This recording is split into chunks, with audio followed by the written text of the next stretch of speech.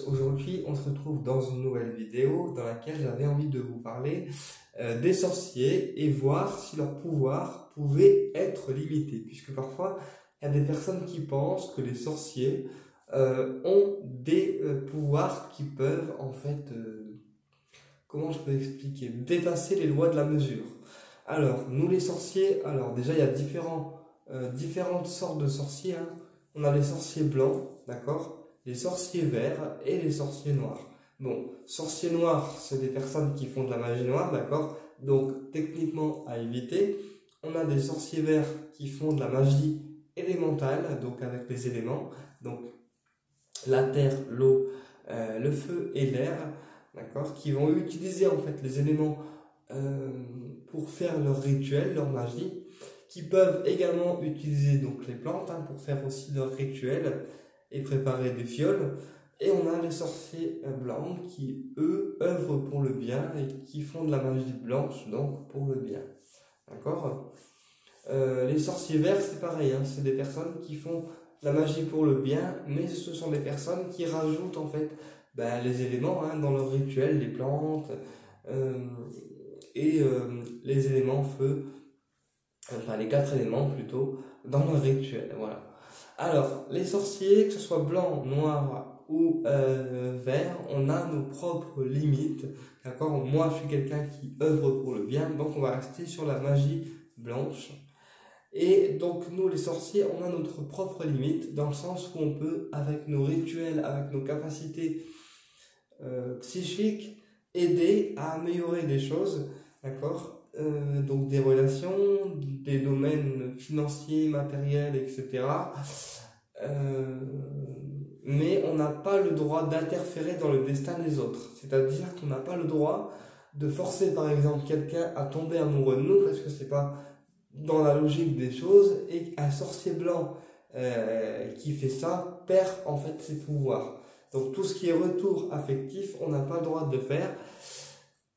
On peut aider une personne à se réconcilier avec quelqu'un, d'accord, mais on n'a pas le droit de faire du forcing au niveau affectif. Nous, les sorciers blancs, on peut également faire des rituels de purification. Donc des rituels de purification qui vont servir à purifier votre aura, d'accord, purifier les énergies qu'il y a autour de vous pour les rendre en fait plus pures, d'accord. Et puis les sorciers blancs, ils peuvent également aider, par exemple si on a mal quelque part, à enlever la douleur. Si on a un domaine qui ne marche pas bien, on peut aussi mettre notre énergie pour pouvoir déverrouiller en fait des choses. On peut aussi enlever des addictions, d'accord, avec nos soins énergétiques, puisqu'un sorcier n'a pas forcément de super pouvoir, hein. Ça peut être un sorcier qui est doué à travers les soins, comme moi je peux être doué à travers les soins que je prodigue. Même si parfois j'ai pas toujours conscience de ma puissance énergétique, je sais que les soins que j'envoie sont assez puissants. Donc un sorcier a aussi ses limites, d'accord. Et puis pour faire des rituels de magie blanche ou des soins au niveau énergétique, il faut aussi avoir une bonne énergie, un bon taux vibratoire. D'accord? Et surtout ne pas être pollué par des entités, par des esprits qui peuvent être négatifs, parce que sinon le soin peut s'en ressentir.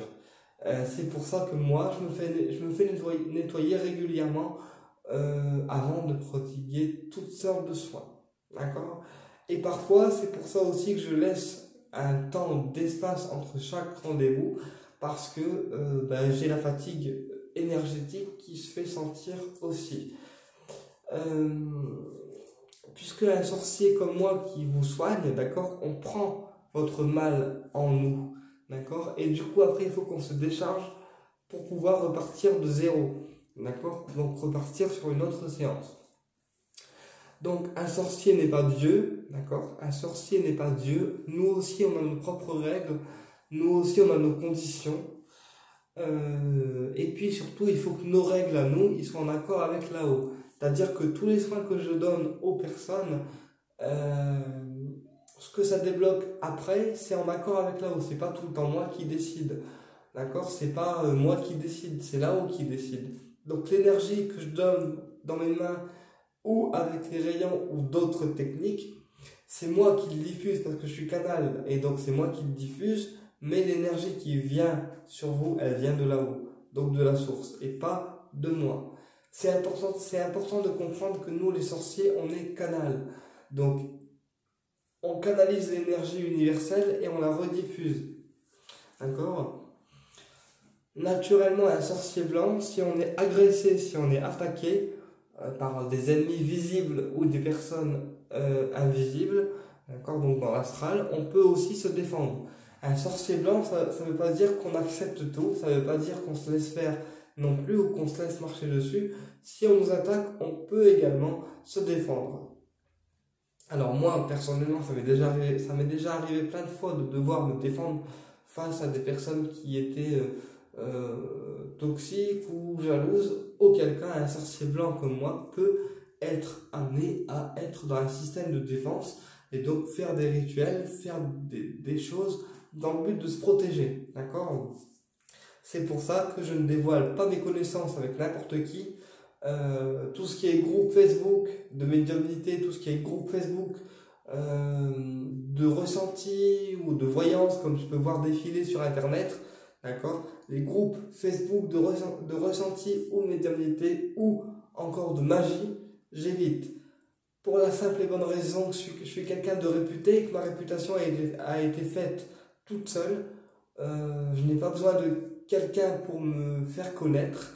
D'accord? Mes capacités, je les ai, j'ai confiance en elles-mêmes et j'ai confiance aussi en ma lumière. C'est pour cette raison que je ne partage pas mes connaissances avec n'importe qui. Seuls mes élèves, mes confrères proches ont accès à des connaissances que je ne donne pas. Voilà, en temps normal, je donne pas, mais quand c'est mes confrères ou mes élèves que j'ai moi-même formés, qui ont été, on va dire, formés par moi à différentes techniques, d'accord? Là, je leur donne des connaissances, mais pas, je donne pas des connaissances à n'importe qui, parce que sinon, n'importe qui peut les utiliser à bon escient ou au contraire à mauvais escient. Et ça, il y a très peu de personnes qui en ont conscience. C'est que quand on est dans des groupes Facebook, quand on est dans des groupes de partisans, de guérisseurs, etc., ok, vous êtes bienveillant, mais est-ce que le groupe complet est bienveillant?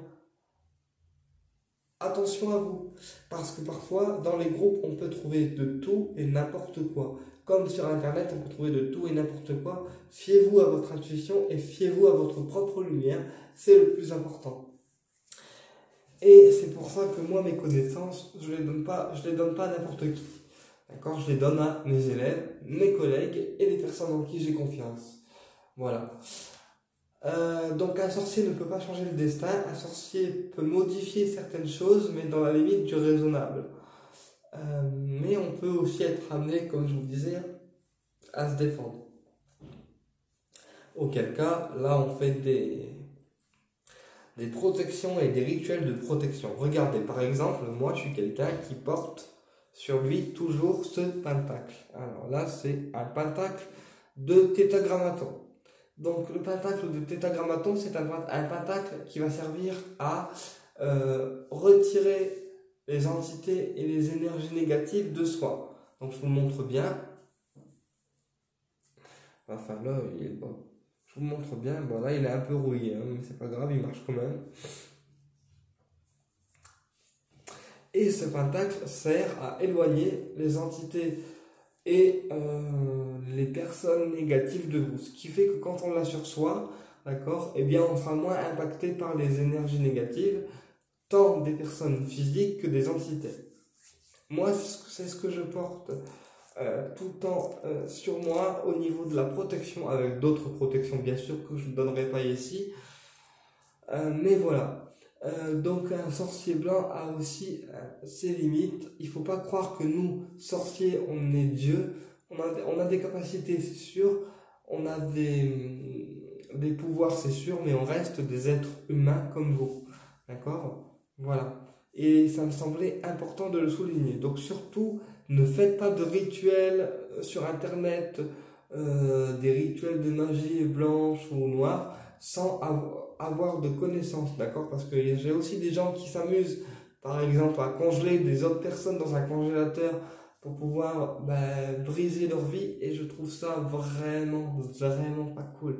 Donc tout ce qui est rituel de magie sur internet, que ça soit blanche, noire, verte, etc., ne faites pas de rituel sans y être formé, ni sans y être au courant, parce qu'un rituel, s'il est mal fait, que ce soit de n'importe quelle magie, d'accord? Mais nous, on privilégiera la magie blanche, mais n'importe quel rituel de magie, que ce soit blanc, vert ou autre magie, peut détruire une personne s'il est mal pratiqué.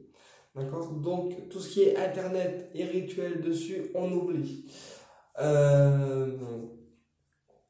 D'ailleurs, formez-vous avec une formatrice compétente comme moi, par exemple, ou Marie-Hélène Vaillant, qui est une formatrice compétente et qui, elle, saura vous ouvrir les portes de l'énergétique sans prendre de risques.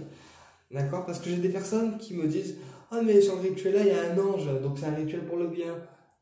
Non, c'est pas parce qu'il y a un ange sur le rituel que c'est forcément un rituel pour le bien. Ok?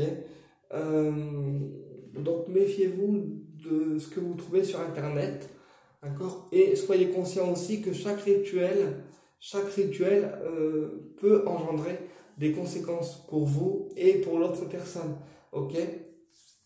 Et donc c'est pour ça que moi, les rituels que je fais, c'est toujours en accord avec là-haut. C'est-à-dire que moi, avant de faire un rituel pour quelqu'un, je demande toujours à là-haut ce que je dois faire. Que ce soit un soin, que ce soit une voyance, je demande toujours à là-haut ce que je dois faire. Comme ça, au moins, là-haut, ils sont d'accord avec moi et on ne prend pas de risques.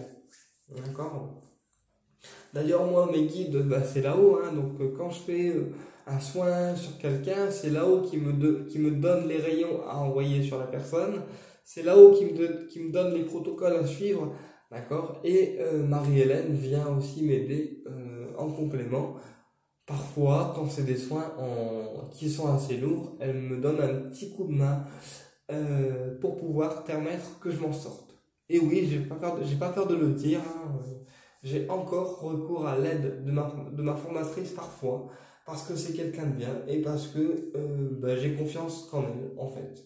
Voilà. Et en mes confrères. Écoutez, j'espère que cette vidéo vous a éclairé et je vous dis à très bientôt pour une prochaine vidéo et au plaisir de vous retrouver.